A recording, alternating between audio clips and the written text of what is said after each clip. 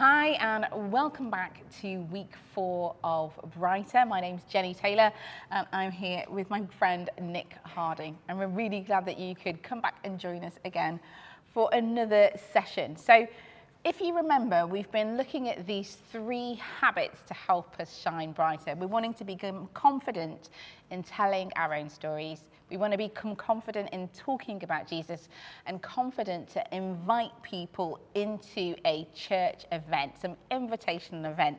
And that is what we're going to look at today. So you'll have seen in your booklets that we are once again looking at the disciple maker's journey, which is in this session, but we've looked at it a couple of times before because we've talked about the different parts of it. We've talked about connecting with people, we've talked about chatting with people, and we are finally on to inviting people. So in this section, what we want to talk about when we do invitations is recognizing that there are probably 2 types of invitations that we have for people. An invitation to a social event like a barbecue or cup of coffee, go to the pub, go to the cinema. And then there are also some invitations that have a spiritual element, that invitation to a spiritual journey. So something like a church event, like a Christmas or Easter service or Alpha course or Christianity Explored course, something like that. Something like that. Something that involves us talking to them about Jesus in that event. So we have these 2 types of event, and we need to become much more confident in not just inviting people to those social events, although I still think you should because people like those, but also recognizing that we have these opportunities to invite people into spiritual journeys. Now, I don't know about you, Nick, but I actually really like being invited to things. Okay, I do, because I think actually invitations are great. Sometimes I think we get a bit worried. We get quite hung up, don't we, that we're being imposing something in some way. Yeah, or that they're going to, what if they say no, won't it be difficult? But actually, if you're the person receiving the invitation, I think you're more likely to be anxious about having to say no, aren't you? Knowing that that person's inviting you into their life, into something that's important to them, and then you're having to decline for whatever reason. Actually, most of the time, most people's invitations end in a yes. Yeah, they do, because, well, who doesn't want to be invited into something that's good? The assumption most of us make if we're being invited to something is that you're only inviting me because it's good and because you'd like to do that with me. Yeah, absolutely. So I think, Nick, didn't you have an unexpected opportunity to invite somebody somewhere? Yes, I did. In a sofa shop? It was in a sofa shop, Quite an unlikely space where Jenny and I just went. We were looking for sofas and we got into the shop, and this young assistant was very friendly, very helpful, asking us what we looked for and pointing us in the right direction. And we kept on bumping into her around the shop. It's quite a big shop. And so it felt like we just got a little bit more friendly with her each point around the shop where we bumped into her again. And obviously she was still trying to sell us a sofa, which is fine. But as she went round, it became clear that she was actually kind of keen just to talk. Couldn't really figure out why, but she wasn't in a rush to move on. And we got to the end of all the way around the store, back at the beginning, and we were just, again, chatting with her. And, it's one of those opportunities where you just feel like there's a moment here to ask her about herself. And so just said, thanks for all your help. You've been really great. What's it like working here? And she just said, well, actually, if truth be known, I really don't like working here. And, I'm looking for another job and I'm really unhappy here. In fact, my life's a bit unhappy at the moment. So she really opened up quite vulnerably in a very short space of time. So I think I said something like, oh, I'm so sorry to hear that. Well, I'll tell you what, we'll pray that God gives you another job. So that was the first introduction of anything of a spiritual nature. But it's kind of, when you're in a shop, you've got nothing to lose. So, just go for it. Just go for it. So she said, oh, thank you. That's really kind. And which again was I was surprised. And then as we're leaving the shop, she kind of sidles up to us as we're walking towards the door and says, oh, do you go to a church? So I said, yes, we do actually. He said, oh, that's really interesting. So I said, is that something, that you've experienced? She said, I have experienced that before. And I just thought, well, we've got an Easter service coming up in 2 weeks' time, golden opportunity to invite them. So before we left the shop, I said, I'll tell you what, we've got an Easter service. Would you like to come? She said, much to my surprise, yes, I would.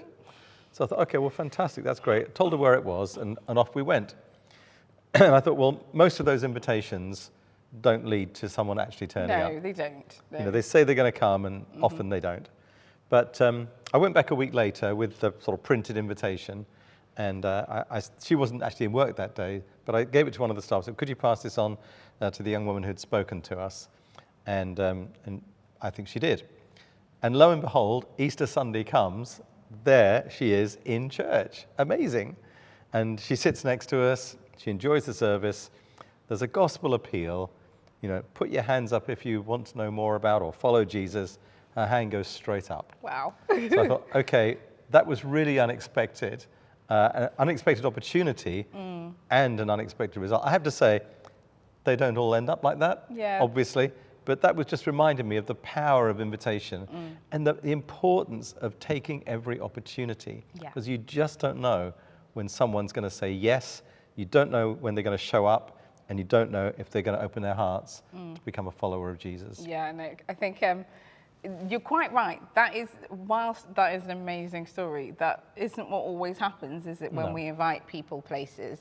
And I think for lots of us, part of the issue is that when we have previously invited people to church, it maybe hasn't worked out the way that we thought it was going to, whether that's because somebody has said no and they've rejected our invitation, or we've invited them to something and it maybe wasn't quite the way we'd hoped it would be, or they've not understood something about the service, or, you know, worst case scenario, somebody in our church community horribly embarrasses us and we're, you know, we don't know where to put ourselves and what to do next. Has that something like that ever happened with you, to you? Well, I do get embarrassed sometimes, you know, because the conversation doesn't always go how you'd hope it would.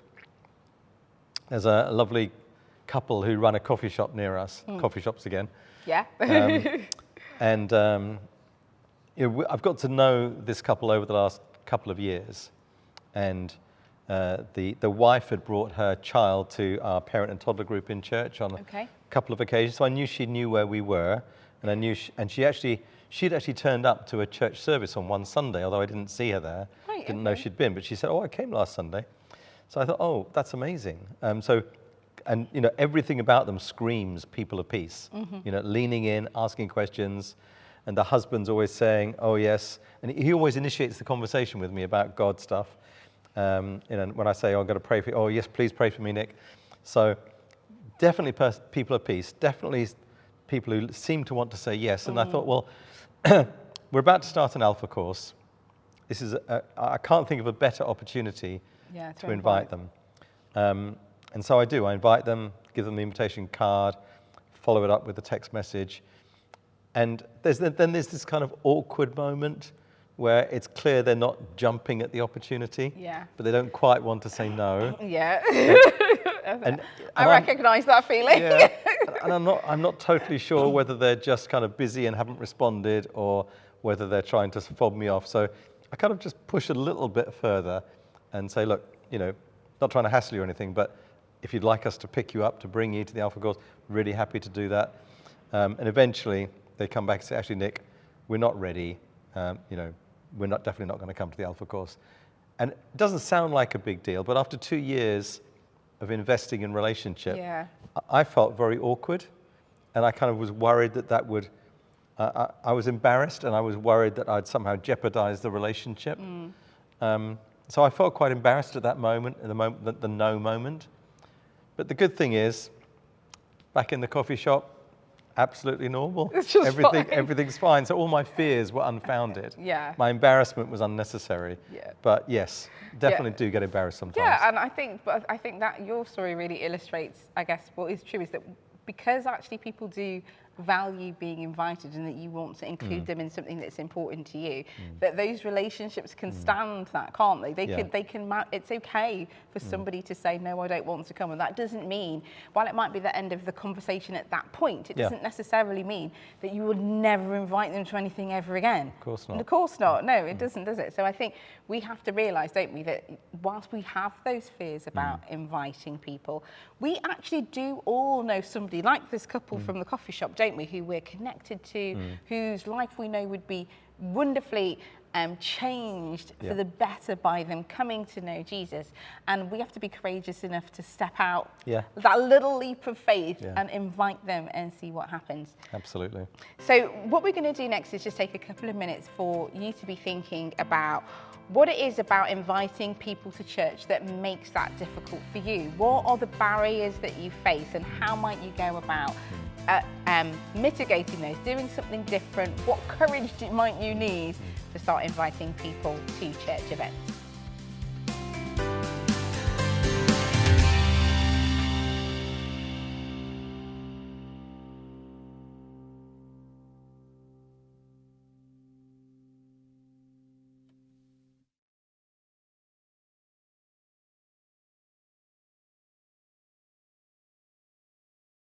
Hopefully you found it helpful thinking about why you might find it difficult to invite people to events at your church.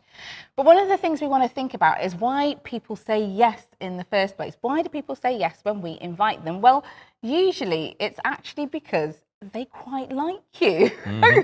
You know, when we're invited someplace by a person that we know cares about us, that's a good friend to us, we are much more likely to say yes.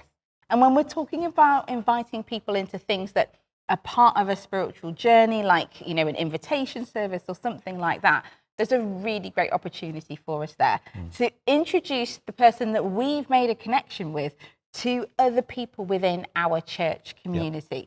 I think, Nick, last week you talked a little bit about this, didn't you? About the great thing about having more than one person investing in someone's life, isn't it? It's a great way for people to find that space of community and belonging.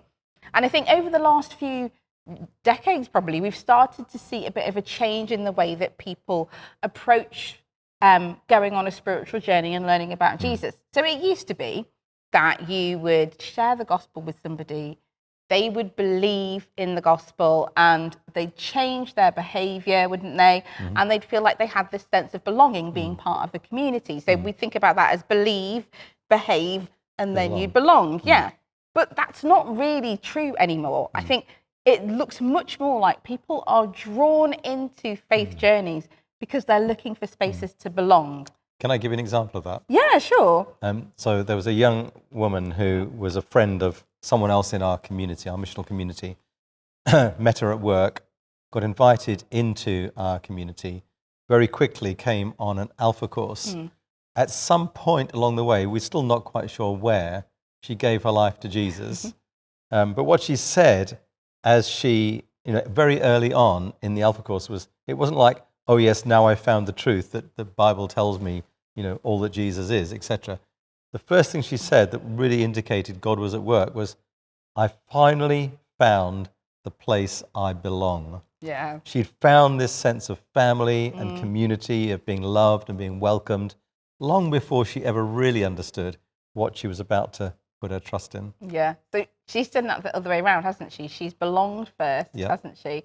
And then she's believed in Jesus. And then she's then on that journey, isn't she, to her life looking more and more like Christ. Exactly. And I think that's something really amazing that as Christian communities we have to offer. We live in a society where there are so many people who are disenfranchised, who are lonely, who need community. And we have it, don't we? We have in spades. Yeah.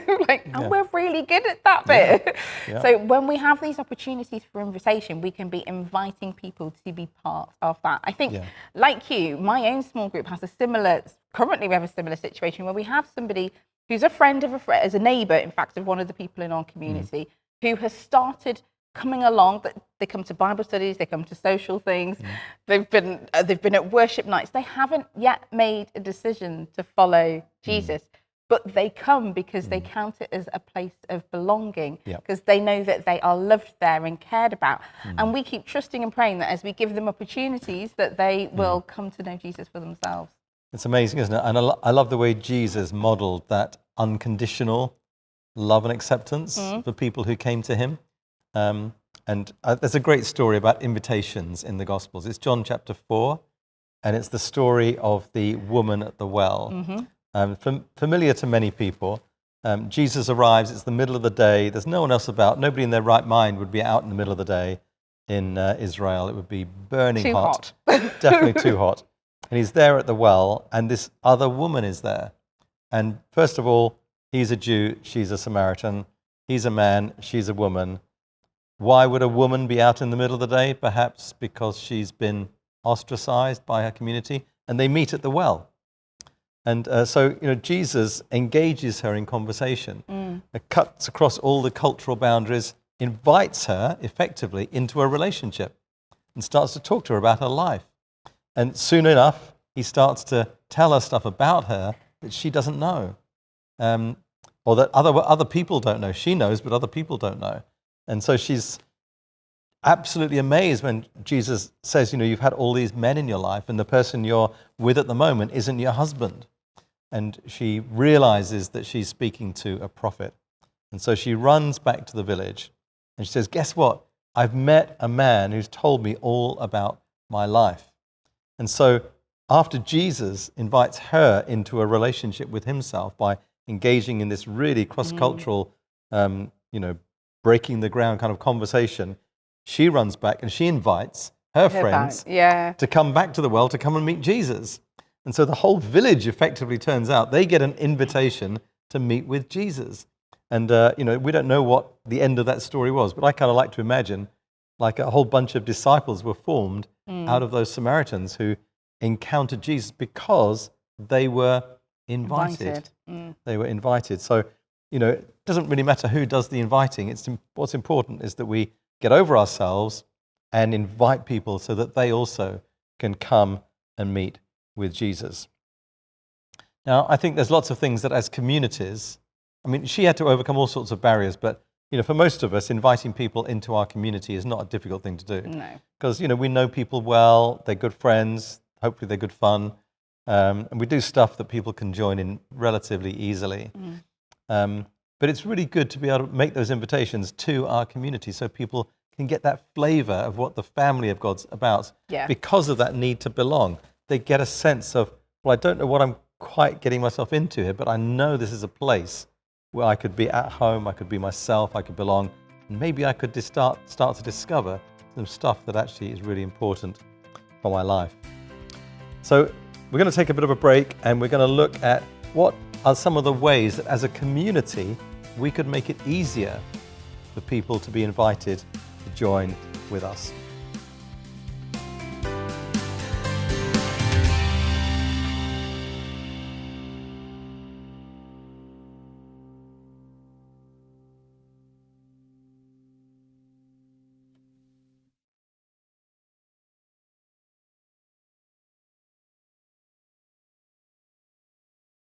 Hi, I hope that exercise was helpful. And, I'm just trusting that you're going to go on many, many brilliant adventures with this training and the new confidence you're gaining.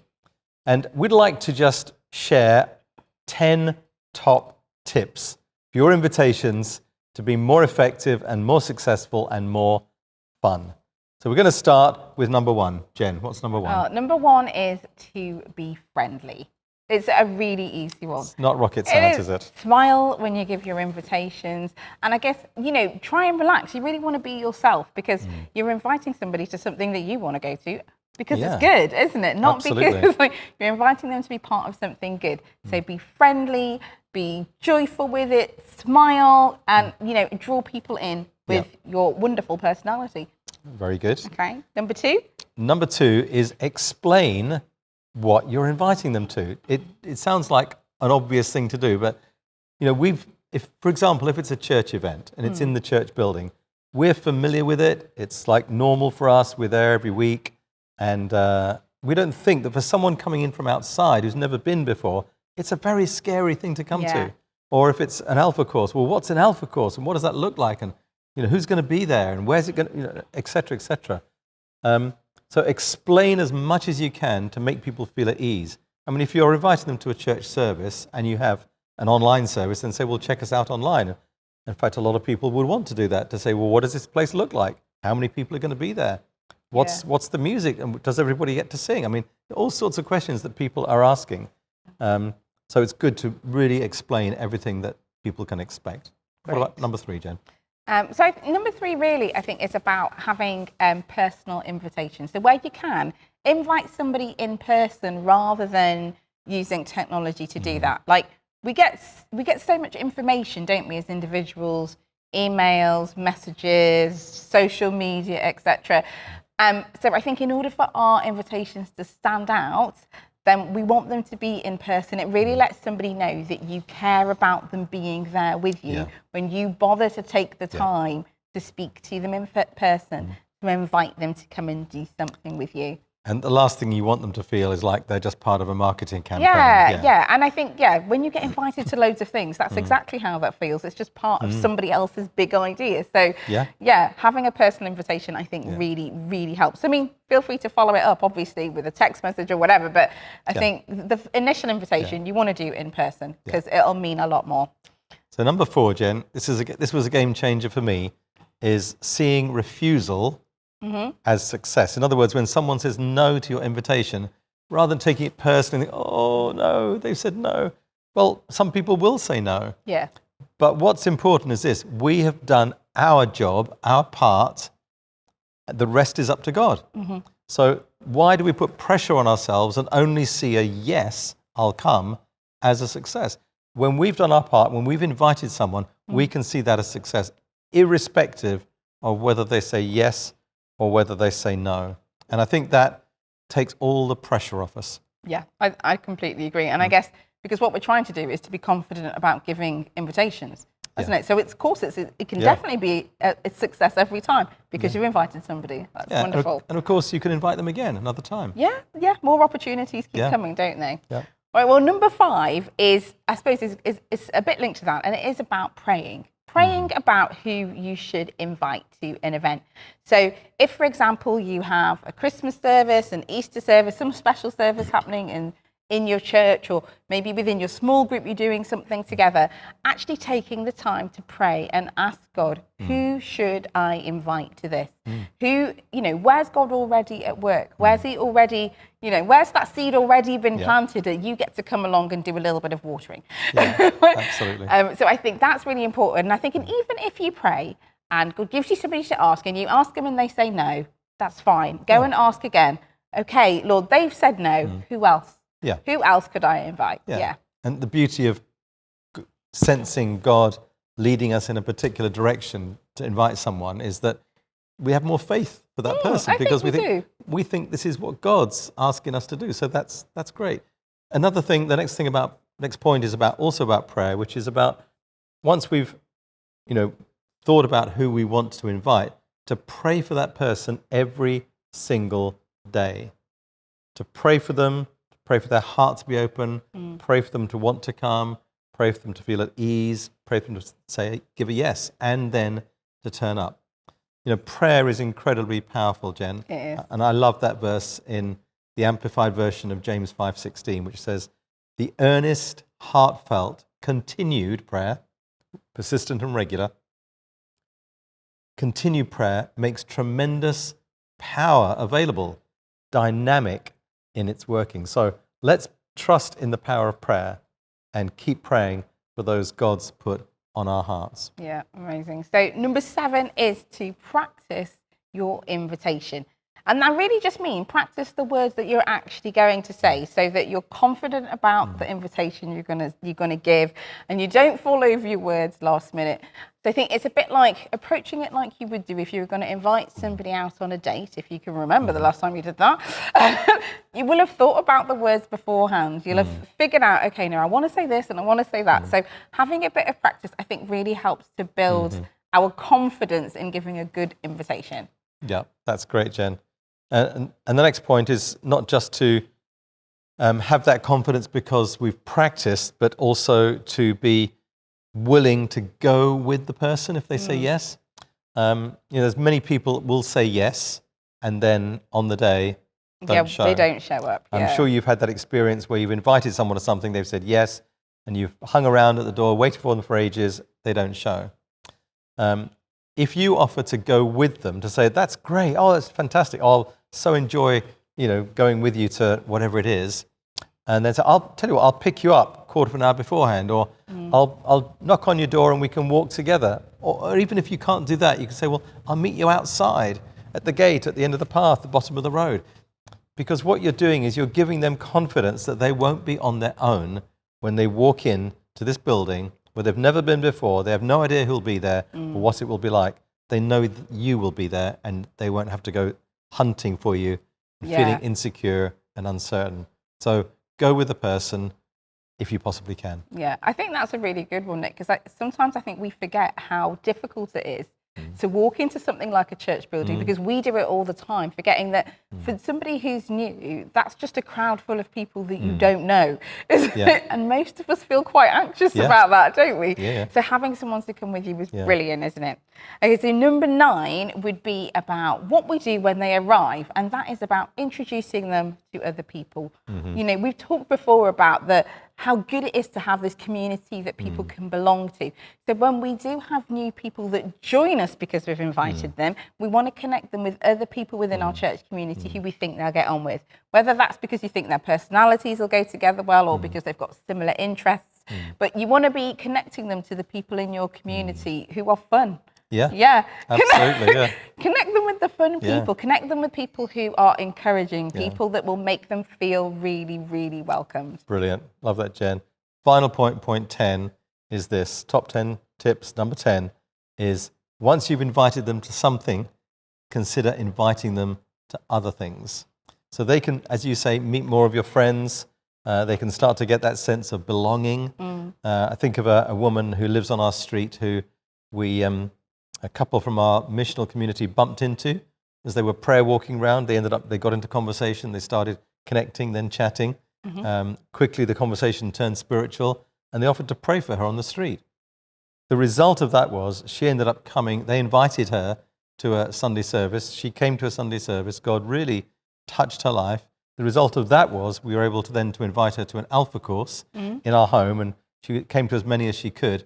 And these multiple invitations have started to connect her with a really wide group of people and different aspects of the life of the church. And that too is very powerful. So those are our top 10 tips.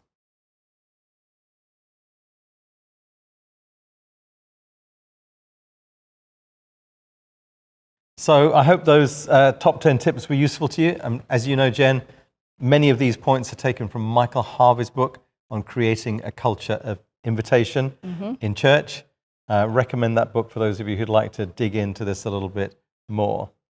So we've been talking here at the invitation stage on the disciple maker's journey, moving from a sort of social connection or social invitation to some kind of spiritual journey where they start to engage with a spiritual topic of some sort, whether it's church service or Alpha course, whatever it might be. And it's important to recognize that it doesn't have to follow this pattern. People will jump on the disciple maker's journey at any point.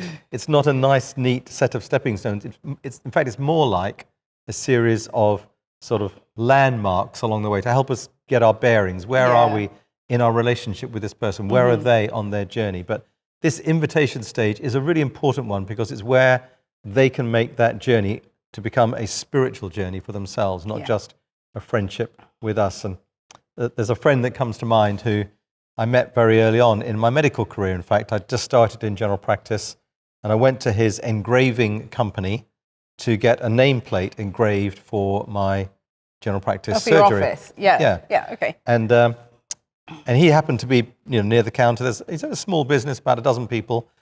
And he was a little bit interested because I was asking for a red Perspex nameplate rather than the brass plate, which most doctors would have had. That's the normal thing.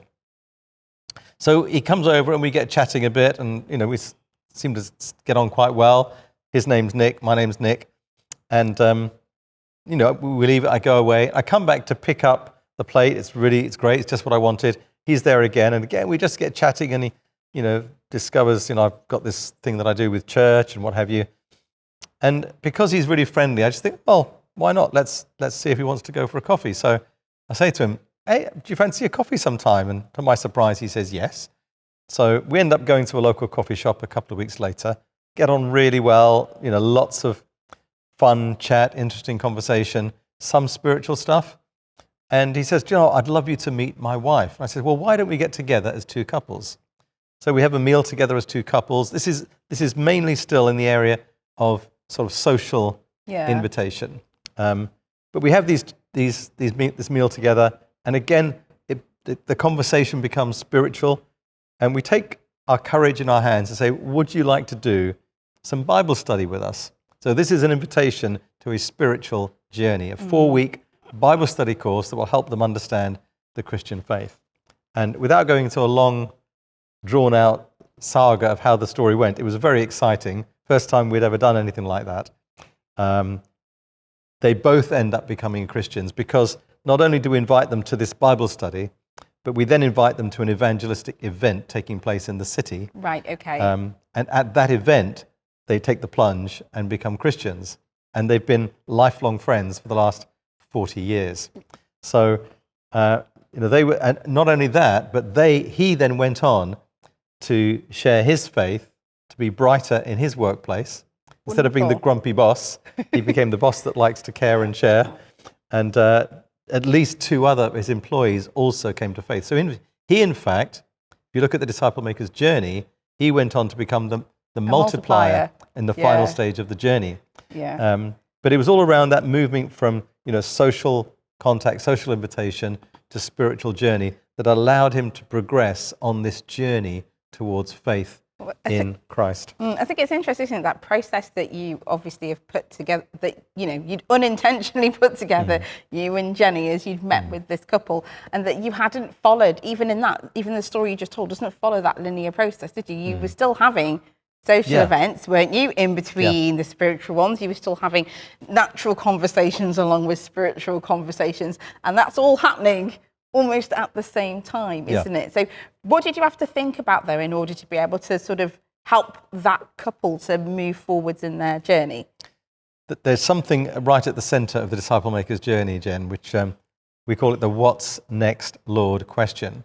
So I didn't have this language for what we were doing at that time. It was kind of instinctive, but at each stage we just say, I wonder what we should do next with this couple. And God would pop something into our heads. Okay, let's do that. We'll do that. Yeah. Let's go out for a coffee. Let's go for a meal. Let's go to a film. Let's do a Bible study. So asking that question allowed us to keep moving on this journey, this process of helping someone discover faith in Christ. And that disciple maker's journey is language that I would put to it now that I didn't have then. Moving from, connecting, where we're just being friendly, saying, hi, how are you doing? Seeing whether a conversation takes place, moving to chatting, seeing if they want to engage in conversation, moving from natural conversation about the weather or the traffic or the price of sliced bread, whatever it might be, to a spiritual conversation, which is where we look to try and share our story if there's an opportunity to do that, and then talk about Jesus if the opportunity arises. So in that sort of moving from connecting to chatting, and then as people are showing an interest, they're obviously people of peace, we're thinking, well, I wonder if I could invite them to something. Could I invite them first out for a pint, invite them to our home for a meal, invite them to the footy, or could I even invite them to something at church or an Alpha or Christianity Explored course that would allow them to very deliberately engage in this process and go on this journey towards faith in Christ? Oh, that's amazing, Nick, isn't it? That we get to be part of those journeys, don't we, with other people? Yeah. Yeah, that's great. So I do hope that as people have gone through the Brighter course with us, that they have really been able to grasp hold of that confidence, that real confidence to be able to tell your own story, to talk to other people about the difference Jesus has made in you, to be able to share the gospel well, talk about Jesus' story, his story here on the world, whether you use the 4 points or not, but having the confidence to do so and having the confidence to invite people onto a spiritual journey, to be able to develop that as a rhythm. And I think, right at the very beginning in week 1, we talked about how important it was to be intentional, to prayerfully asking God, who should I be talking to? Who should I invite? As you said, what's next, Lord, isn't it? All the way through that process. And I do hope that that means that, as we leave you with this, that you are really encouraged that this is something you can do, that everybody can be part of being brighter, shining brighter, letting their light shine in the places that they live, learn, work and play. Yeah. So I've got a final thing to say, Jen. Go on.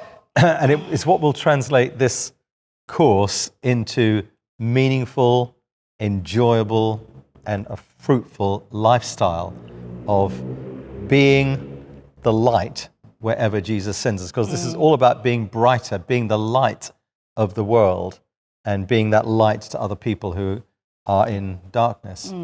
And these are my things I think that will make it happen and make it work and make it be fruitful. Number one is pray. Obviously, we've said all along, prayer undergirds everything that we do. So not only praying for the right people to invite or the right people to connect with, praying for them to come to faith, praying for them to have open hearts. That's number one. Number two is practice. You'll notice these all begin with P, Jen. Can't help it, I'm afraid. So number two is practice. Practice telling your story. Yeah. Practice using the 4 points or whatever means you want to use to explain the good news. I think that's a really good one, Nick, isn't it? And it's one of the reasons why we do this together, isn't it? With friends and communities in church, so that you've got people to practice on. Absolutely, yeah. So hopefully some of the practice that you've had on this course has got you kick-started, but you're going to need to practice this again, week after week after. When you've been practicing for 6 months, I think it will be natural to you. So don't stop too soon. So the third thing is pray again. But I would say pray in your small groups, in your communities. Okay. Pray as a church. Because when we are praying together, there's that sort of extra dimension of prayer which is added.